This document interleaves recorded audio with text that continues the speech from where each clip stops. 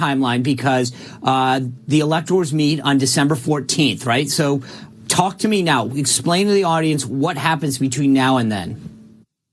Well, the first thing that Team Trump has been trying to do is not have the state certify these false results. And that's the first thing that we have to do to make sure that we preserve election integrity. And then we can actually go in to court and present our evidence, present these witnesses. So, Sean, we have three different types of witnesses. For example, this is all about election official fraud. So we know that the Democrats and these operatives, these election officials have been changing the rules on the ground. They can't do that outside of the scope of the state law. That's only the province of the legislature. So they have changed the rules. So you have election officials who have told other election officials to change the rules the day of, manipulate ballots, encourage voters to vote for Joe Biden. We have voters who are the second category who have had instances of intimidation, of being told when they walk in that they've already cast a ballot and they're saying, no, I didn't, but they're only being given a provisional ballot.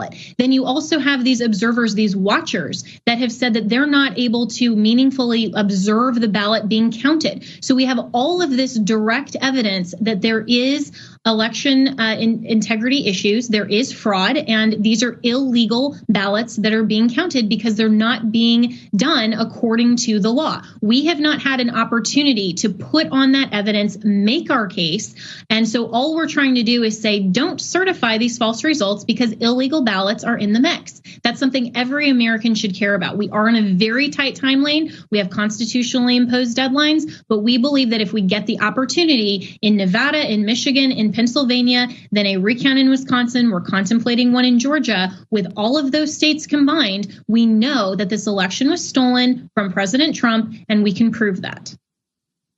Okay, so late today, Georgia had conducted a hand recount, and the Secretary of State certified the election today for Joe Biden in Georgia. Where do you guys go from here? So we're contemplating asking for a recount there because what happened is that Georgia just simply hand counted the illegal ballots once more. So that didn't change anything. That didn't actually take care of the issue. So we need to have an honest recount, and we need to actually signature match. That's what the president's been tweeting about. We need to make sure that every legal vote is counted and every illegal vote is set aside and not counted in those totals. Then we will get to an accurate, honest total in Georgia. Because Mayor Giuliani made that point yesterday that if you just recount the votes and there's ballots in there that weren't supposed to be in the first place, then you're just recounting the stuff that's in there again, and you're going to get the same outcome. So how do you sort of discern a ballot that may not have been properly cast from one that was? And that's a great question because there are a wide variety of ways to do that, depending on what's going on the state and local level. And so, for example, when you have ballots that are counted in secret, then there isn't really a way. And as Mayor Giuliani showed that the ballot, once it's been removed from the security envelope, it's impossible then to put it back together. Those need to just be cast aside. Then you also have manipulated ballots. You have ballots that maybe the signatures don't match. That's what's going on in Nevada. 40,000 ballots that is not a signature matching requirement according to Nevada state law. And so we have those 40,000 that need to actually be counted in a way that is according to Nevada law. So there are a lot of different ways that the ballots need to be counted according to each state's individual law to make sure that the states are counting every legal ballot. You had some advice for the press yesterday about facts and them mattering. Let me play it for the audience.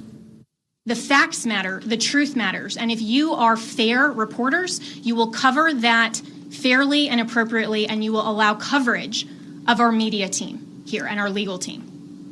That is absolutely shocking that all you cover are around the margins. And I've seen all of you taking pictures right now, and I can anticipate what your headlines are going to be.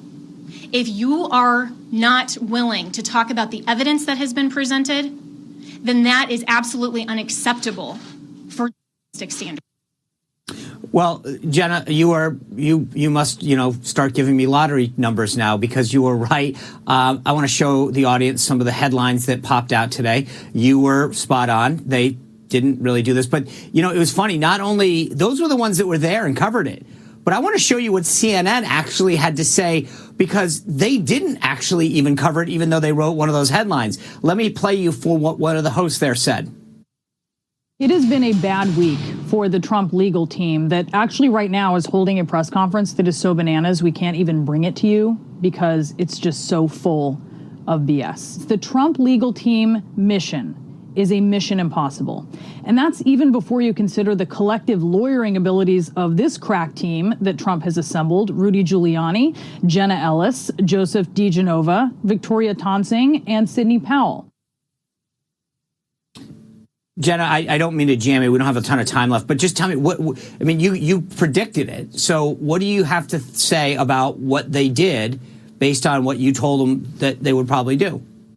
They're censoring us, and they don't want their viewers to actually hear directly from us. They can't even pronounce Joe DeGenova's name correctly, so clearly they haven't done their fact insights or research into this, but it's pure censorship. And for every person out there, if there's a network that is refusing to bring you something on the air because they want to declare it bananas, that should tell you everything you need to know about the fact checking and actual journalism of that network. That's disgusting.